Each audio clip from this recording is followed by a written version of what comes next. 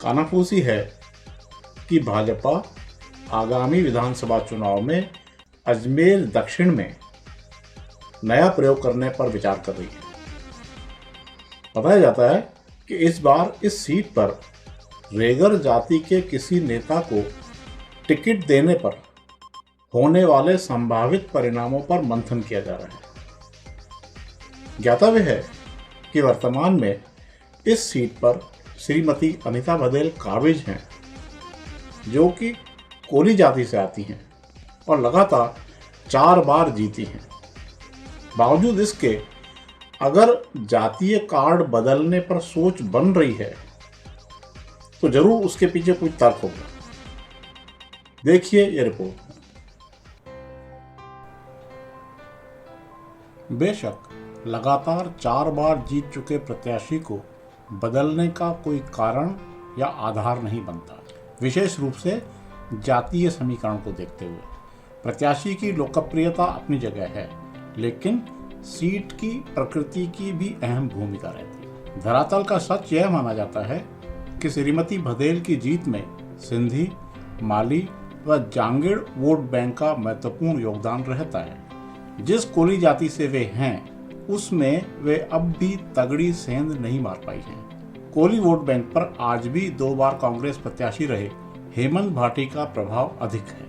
इसका प्रत्यक्ष प्रमाण वे नगर निगम चुनाव में दे चुके। हालांकि श्रीमती भदेल का विकल्प तलाशने की जो चर्चा है, उसकी वजह यह तथ्य नहीं है।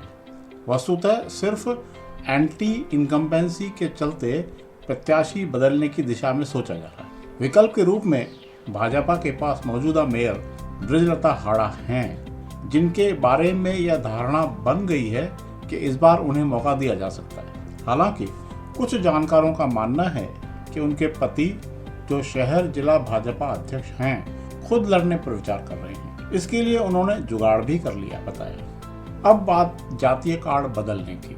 भाजपा के सूत्रों की सोच है कि चूंकि वर्तमान में शहर जिला भाजपा अध्यक्ष पद पर आसीन डॉक्टर प्रीशील हाड़ा व मेयर पद पर काबिज श्रीमती बृजलता हाड़ा कोली जाति से हैं और विधानसभा चुनाव में फिर कोली जाति का ही प्रत्याशी बनाए जाने पर रेगर सहित अन्य अनुसूचित जातियां नाराज हो सकती हैं। यदि जातीय कार्ड बदला जाता है तो कोई बड़ा नुकसान इसलिए नहीं होगा कि कोली समाज पर भाजपा अपनी पकड़ बना ही नहीं पाई है। हद से हद ये होगा कि जो कुछ प्रतिशत कोली वोट मिलता रहा है वह नहीं मिल पाएगा। इसके विपरीत रेगर जाति का प्रत्याशी बनाए जाने पर उसमें गहरी सेंध मारी जा सकती है, जिसका सीधा सीधा नुकसान कांग्रेस को होगा। कानाफूसी है कि पूर्व जिला प्रमुख वंदना नोगिया नंबर 1 दावेदार हैं। पूर्व राज्य मंत्री श्री किशन सोनगरा परिवार का भी दावा है। कुछ और दावेदार भी हैं, लेकिन उन्हें फिलवक्त मजबूत नहीं माना जा रहा, जिन पर कि दाव खेला जा सके। इन सब तथ्यों के बाद भी यह पक्के तौर पर नहीं कहा जा सकता कि श्रीमती भदेल का टिकट काटा ही जाएगा। वे आखिरी पल तक खम ठोक कर खड़ी रहने वाली हैं। रहा सवाल अजमेर उत्तर का, तो पूर्व शिक्षा राज्य मंत्री वासुदेव देवनानी ने अपनी पकड़ बना रखी है। 4 बार लगातार जीतने के कारण उनका टिकट कटने की बात भी बेमानी लगती है, लेकिन वही अकेले एंटी इनकम्बेंसी फैक्टर के चलते उनके विकल्प पर भी विचार हो सकता है। हाँ, इतना जरूर है कि भाजपा यहाँ जातीय कार्ड बदलने वाली दिखती नहीं है। हालांकि गैर सिंधी के लिए दबाव इस बार भी बनेगा, मगर माना ही जाता है कि किसी सिंधी को ही टिकट दिया जाएगा। उसकी बड़ी वजह यह है कि अजमेर की दोनों सीटें सिंधी वोट बैंक के कारण जीती जा रही हैं। दूसरा महत्वपूर्ण तथ्य यह है कि पिछले 10 साल में तकरीबन 12 से 15 हजार सिंधी दक्षिण से उत्तर में शिफ्ट हो गए हैं। इसी वजह से दक्षिण सीट कुछ कमजोर हुई है। इसी को ख्याल में रखते हुए ही दक्षिण में जाति कार्ड बदलने की सोच बन रही है।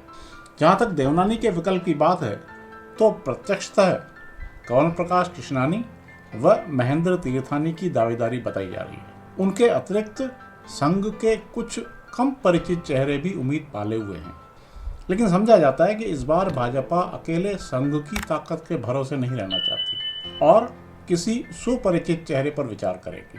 हालांकि चुनाव अभी दूर हैं, मगर सुगबुगाहट जरूर शुरू हो चुकी है। चुनाव नजदीक आने तक अप एंड डाउन का खेल होगा ही।